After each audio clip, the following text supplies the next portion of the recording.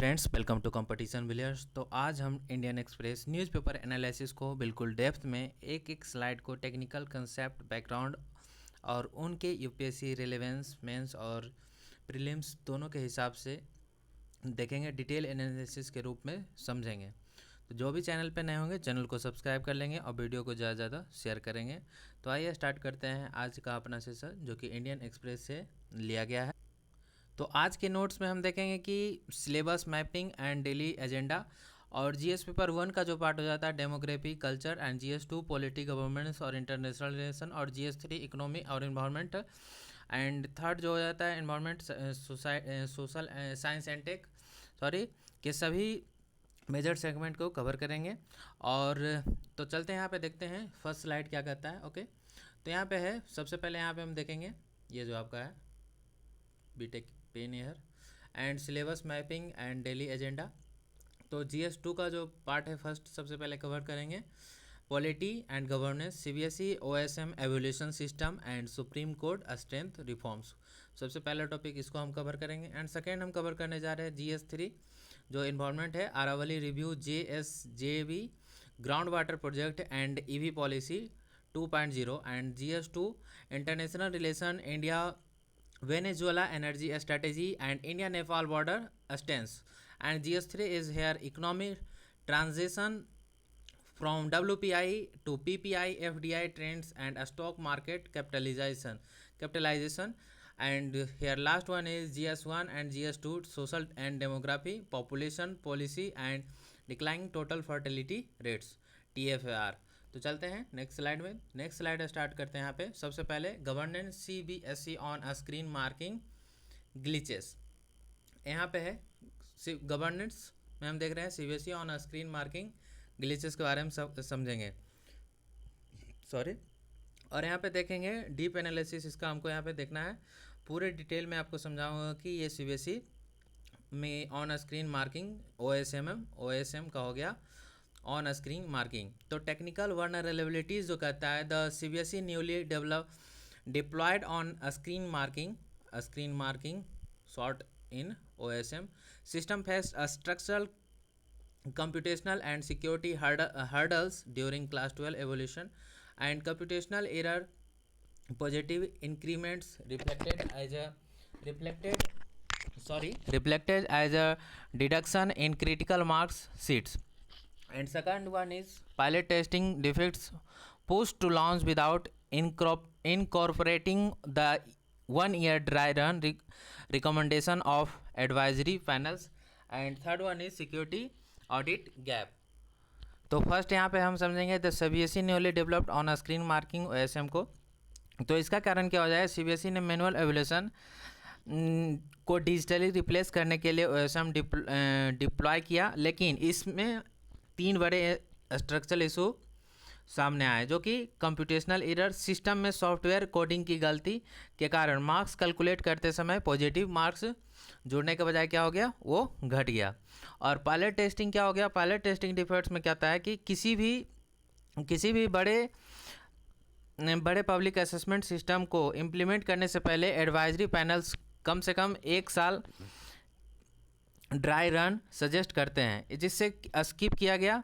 और security audit जो कहता है, सिक्योरिटी ऑडिट गैप जो है, portal vulnerabilities exposed by cyber security research due to an audit vendor interface. तो ये क्या कहता है कि वेंडर जिस कंपनी ने सॉफ्टवेयर बनाया, इंटरफेस के प्रॉपर साइबर सिक्योरिटी ऑडिट नहीं हुआ था, जिसके कारण पोर्टल हैक या टेम्पर होने का खतरा बढ़ गया। उसके कारण ये प्रॉब्लम आया, जो कि और ये NEP 2022 integration implication, digital administrative overhauls without infrastructure safety nets can severely hamper the trust index of public examination, and rapid technological change are being questioned by parliamentary committees on education, forcing accommodantly shift inside the ministry। NEP 2020 जो है ये mains के perspective से, mains relevance के संदर्भ से बहुत ही important हो जाता है, जो कि नेशनल एजुकेशन पॉलिसी NEP 2020 के तहत एडमिनिस्ट्रेटिव ओवरहोल्स, डिजिटल रिफॉर्म्स जरूरी है, पर बिना साइबर सिक्योरिटी और इंफ्रास्ट्रक्चर बैकअप के अगर ऐसा किया गया तो पब्लिक एग्जामिनेशन का ट्रस्ट इंडेक्स ख़त्म हो जाएगा। तो चलते हैं नेक्स्ट स्लाइड में, तो just erase it and now move to the next slide. तो इस पर एक क्वेश्चन है, प्रैक्टिस क्वेश्चन, जो कि बहुत ज़रूरी हो जाता है, बिना क्वेश्चन के बहुत ही प्रॉब्लम है। तो हर एक स्लाइड या हर एक मेन टॉपिक के बाद हम लोग यहाँ पे क्वेश्चन को करेंगे। तो यहाँ पे आप देखेंगे कि मेंस प्रैक्टिस जो है 150 वर्ड्स में आपको करना है। तो ये सबसे पहले देखेंगे, digitization in educational assessment offers systematic speed word demands rigors cyber security complaints and administrative foresight comment the context recent digitally evolution challenge in public votes educational assessment offers speed but demands rigorous cyber security। तो इसे 100 words में 150 words में complete करना है, जो कि आप एक क्वेश्चन आप करेंगे और आप लिख करके अपना कमेंट बॉक्स या जो भी है डिस्क्रिप्शन बॉक्स में लिंक है ग्रुप का, उसमें आप डाल दें। तो प्रीलिम्स फोकस के आधार से यहाँ पे आप देख क्वेश्चन है कि ये क्वेश्चन है, under the national education policy NEP 2020 what is the recommended stage up to which mother tongue instruction is ideally suggested? Option 1 class 3, option B class 5, C class 8 and D class 8, जो कि answer भी हमारा सही है। Ideally till class 5 the option is extended up to class 8 where feasible.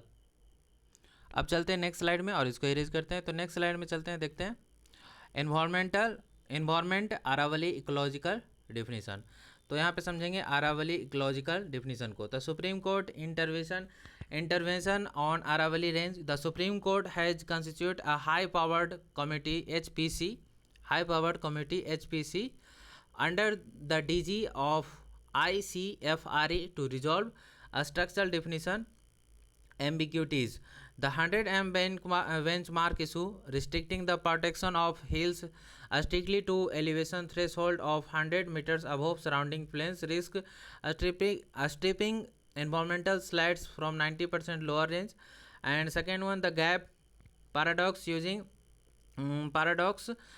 arbitrary 500 meter gaps between range to permit localized mining creates severe ecological fragmentation. And third one is independent audit, apex court rejected the environment ministry initial report from surprising critical warning from the forest survey of India FSI। तो अब यहाँ पे देखेंगे कि supreme court intervention of Aravalli range पे क्या करता है। तो कोर इसमें यहाँ पे क्या हो जाता है कि अरावली हिल्स को लेकर इन्वायरमेंट मिनिस्टर और लोकल एडमिनिस्ट्रेशन के बीच डिफिनीशन के विवाद हैं। कोर्ट ने पाया कि सरकार 100 मीटर बेंचमार्क को यूज कर रही थी, यानी जो पहाड़ आसपास के प्लेन्स से 100 मीटर आपका जो हो जाता है कि ऊंचा है, सिर्फ उन्हीं को प्रोटेक्ट किया जा रहा था। और द थ्रेट जो कहता है कि द कोर्ट ने साफ क्या कहा कि अगर ये 100 मीटर का रूल चला तो अरावली के 90% छोटे पहाड़ और लोअर रेंज बिना किसी कानूनी प्रोटेक्शन के माइनिंग माफिया के हाथों में ख़त्म हो जाएगा। और गैप पैराडॉक्स कहता है कि अगर दो पहाड़ों के बीच 500 मीटर का गैप्स है, खाली है या सपाट एरिया है, तो एडमिनिस्ट्रेशन उसे ब्रेक मान कर वहाँ खनन अलाउ कर देती है। इससे इकोलॉजिकल फ्रेगमेंटेशन होता है, यानी पूरा जंगल और इकोसिस्टम छोटे छोटे टुकड़ों में टूट जाता है और वाइल्ड लाइफ कॉरिडोर्स ख़त्म हो जाता है। तो एससी ने इस पे एक्शन लिया है, सुप्रीम कोर्ट ने। Forest service of India FSI ने यहाँ पे एक्शन लिया है कि यहाँ पे फॉरेस्ट सर्वे ऑफ इंडिया ने एक्शन लिया है कि पर सख्त वार्निंग दी, जिसे इन्वायरमेंट मिनिस्टर ने दावा दिया था कि कोर्ट ने इस रिपोर्ट के रिजेक्ट करते हुए ICFRE जो कि यहाँ पे आपका है ICFRE का मतलब हो जाता है Indian council of forestry research of education, ICFRE, जिसको आप ध्यान रखिएगा। ICFRE जो हो जाता है Indian council of forestry research of education के डायरेक्टर जनरल DG के अंडर एक हाई पावर्ड कमेटी बना दी है। ओके, तो ये सब आप पॉइंट याद रखिएगा। ICFRE और 100 मीटर और 50 मीटर्स का गैप जो भी है, ये सब को आप रीड कीजिएगा डिटेल्स में, इंडियन एक्सप्रेस के न्यूज़पेपर में दिया गया। तो चलते हैं नेक्स्ट स्लाइड में। तो नेक्स्ट स्लाइड हमारा है Rajasthan Aravalli hills preservation conflict. Rajasthan Aravalli hills preservation conflict के बारे में देखेंगे। तो टोटल एस्टिमेटेड हिल राजस्थान का है 12,081 and metres 100 metre threshold 48 protected जो कि है। और यहाँ पे हम समझेंगे the scientific definition of continuous ecological structures must overview physical height limits to prevent desertification encroaching into the NCR region. तो इसी को हम समझना है कि राजस्थान हिल्स का जो प्रिजर्वेशन कॉन्फ्लिक्ट कहता है कि राजस्थान में टोटल 12,081 हिल्स मैप्ड हैं। ग्राफिक से साफ है कि अगर सिर्फ 100 मीटर हाइट थ्रेशोल्ड लगाया गया तो एक नियमित छोटा हिस्सा जो कि सिर्फ 48 प्रोटेक्टेड लिखा है, प्रोटेक्टेड जो है 48 प्रोटेक्टेड लिखा दिखा रहा है, यहाँ पे देख रहे हैं 48 जो है कि प्रोटेक्टेड है ही बचेगा। और जो कि इसका जब देखेंगे अरावली रेंज का एक्ट जो है कि एज शील्ड, ये थार डेजर्ट की मिट्टी और डिसर्टिफिकेशन को दिल्ली NCR और इंडो गंगेटिक प्लेन्स की तरफ बढ़ाने से रोकती है। अगर ये रेंज टूटते हैं तो पूरी NCR में डिसर्टिफिकेशन तेज़ी से फैलेगा। अब हम देखेंगे इन्वायरमेंट जल संचय। एक मिनट यहाँ पे पेन ले लेते हैं। तो इन्वायरमेंट में देखेंगे जल संचय जन भागीदारी को यहाँ पे आप समझेंगे। मिशन इसका ऑब्जेक्टिव क्या है, mission objective the launch to bolster artificial aquifer and ground water recharge through extensive community mobilisation. जन भागीदारी 1.5 crore artificial recharge and conservation structure targeted nationwide. And second point is utilize convergence of CSR corporate funds civil society network and rural development framework। तो यहाँ पे आपको chart में दर्शाया गया कि top performing states work in lakhs है। तो रैंक 1 में हो गया आंध्र प्रदेश 31.45 लाख एंड छत्तीसगढ़ 27.13 लाख एंड मध्य प्रदेश 24.6 लाख जो हो जाता है कि आपका जल संचय top performing state work in lakhs में है। तो यहाँ पे आप समझेंगे कि जल संचय भागीदारी क्या कहता है। तो जल संचय भागीदारी ये स्कीम जो है प्योरली आर्टिफिशियल और एक्यूफायर एंड ग्राउंड वाटर रिचार्ज पर फोकस है। देश का ग्राउंड वाटर टेबल तेजी से नीचे जा रहा है, इसलिए बारिश के पानी को जमीन के अंदर भेजने के लिए स्ट्रक्चर बनाए जा रहे हैं, जो कि इसमें कन्वर्जेंस मॉडल यूज हो रहा है, यानी सरकारी रूरल डेवलपमेंट फ्रेमवर्क्स जिसे MNREGA, corporate social responsibility CSR इसमें भागीदारी फंड्स और सिविल सोसाइटी NGO सब मिलकर काम कर रहे हैं। देश भर में 1.5 करोड़ स्ट्रक्चर का टारगेट है। इसमें टॉप स्टेट जो कि आपका 31.5 लाख स्ट्रक्चर दे रहा है आंध्र प्रदेश है, और 27.30 लाख स्ट्रक्चर जो है छत्तीसगढ़ का, एंड मध्य प्रदेश का 24.69 लाख स्ट्रक्चर जो कि शो कर रहा है। तो इस पर आप देखते हैं कुछ क्वेश्चन को। नेक्स्ट स्लाइड में हम चलते हैं। तो ये हमारा नेक्स्ट स्लाइड आ गया है। तो नेक्स्ट स्लाइड में हम देखते हैं कुछ क्वेश्चन को, रीड करेंगे इसको।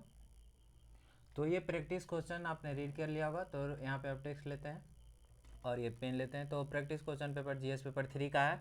तो प्रीलिम्स MCQ इकोलॉजिकल जोन से ये क्वेश्चन है। तो the forest survey of India FSI which recently raised flags on the definition of Aravalli Hills range works under the administrative control of which ministry? तो option first ministry of earth sciences, B ministry of science and technology, C ministry of environment forest and climate change and D ministry of agriculture. ये हमारे session का first video है 3 जून का, और इसके बाद जो इसका पार्ट बचा हुआ है, नेक्स्ट पार्ट जो भी टॉपिक बचा हुआ है इसका सेकेंड पार्ट में इसको लाएंगे। आपको सेशन पसंद पड़े तो आप कमेंट कीजिएगा। तो इसका आंसर हो जाएगा जो कि आपका हो जाएगा option C ministry of environment forest and climate change. तो इसको हम समझाते हैं कि इसका आंसर थर्ड क्यों है।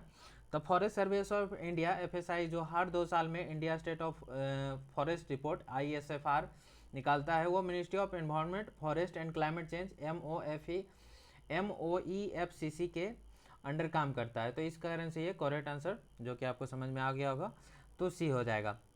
तो ये आपके लिए है क्वेश्चन, आप कमेंट में कीजिएगा कि आपका आंसर नहीं आएगा तो मैं आपको सेकंड सेशन में इसका आंसर बता दूंगा, और जो भी टॉपिक बचा हुआ है डिटेल सेकंड सेशन में देखेंगे। आपको क्वेश्चन रीड करके बता देता हूँ। जल संचय जन भागीदारी JSGB initiative primarily target which of the following ecological outcomes? Option 1 river interlinking, B artificial ground water recharge, and C glacier monitoring, and D is wetland boundary reclamation.